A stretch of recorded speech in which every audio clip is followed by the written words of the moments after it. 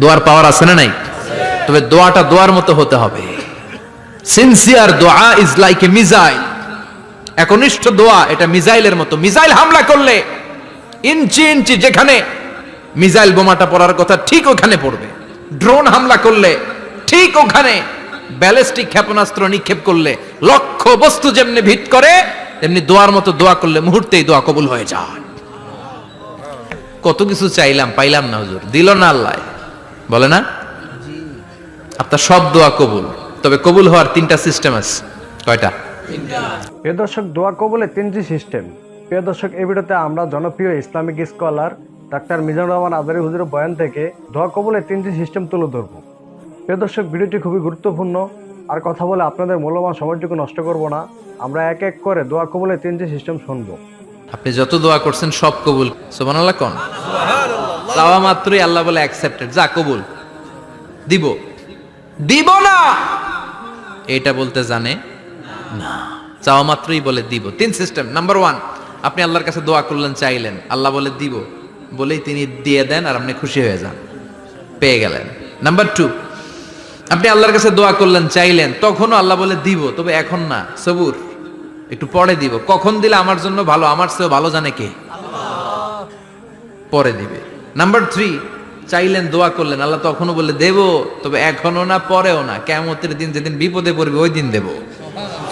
যেদিন তোর বাবা তোরে চিনবে না, তোর মা তোরে চিনবে না, বন্ধু বন্ধুরে চিনবে না, পীর সাহেব মুরিদরে চিনবে না, মুরিদ পীর সাহেবরে চিনবে না, ইমাম সাহেব মুসল্লিরে চিনবে না, মুসল্লি ইমাম সাহেবরে চিনবে না, কেউ কাউরে চিনবে না। ওই কঠিন দিনে তোরে আমি বাঁচাইয়া দেব।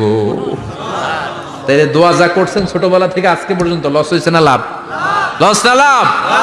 এজন্য বেশি বেশি দোয়া করার দরকার আছে না নাই? জীবনে যদি কোনো নেক আমল থাকে, ওই নেক আমল দিয়ে যদি আল্লাহর কাছে দোয়া করেন, দোয়া কবুল করে নিবে কে? তবে নেক আমলটা হইতে হবে শুধুমাত্র আল্লাহর সন্তুষ্টির জন্য। প্রত্যেকের জীবনেই কিছু আমল আছে যেটা লোক দেখানো করে, আছে না নাই? আবার কিছু আমল আছে আল্লাহরে খুশি করার জন্য করে, আছে না নাই? কথা বুঝতে পেরেছেন? রাত্রিবেলা যাচ্ছেন, কেউ নাই, রাস্তায় হঠাৎ দেখলেন মসজিদ, পাশে লেখা বড় করে দান বাক্স, পকেট থেকে কচকচে 1000 টাকার নোটটা ওইখানে ঢেলে দিলেন দান বাক্সের ভিতর। কেউ দেখে নাই, দেখছে কে? আল্লাহ। এটা পৃথিবীর কাউরে দেখানোর জন্য দিছিলেন? এই দানটা আল্লাহর কাছে প্রিয়। গোপন দান আল্লাহর রাগকে কমিয়ে দেয়। সুবহানাল্লাহ বলেন।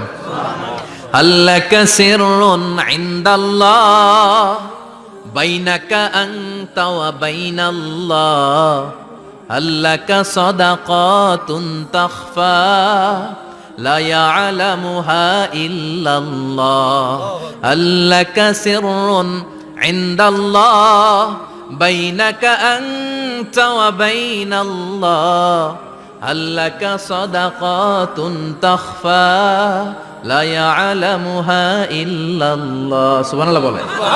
আল্লাকা সিররুন ইনদাল্লাহ, তোমার আর তোমার রবের মাঝে এমন কোন গোপন জিনিস আছে নাকি যেটা আল্লাহ ছাড়া কেউ জানে না? তোমার কোনোদিন কোনো গোপন দান আছে নাকি যেটা আল্লাহ ছাড়া কেউ দেখেনি? ওই দানটা আল্লাহর কাছে প্রিয়। চিল্লায় বলেন ঠিক কি না?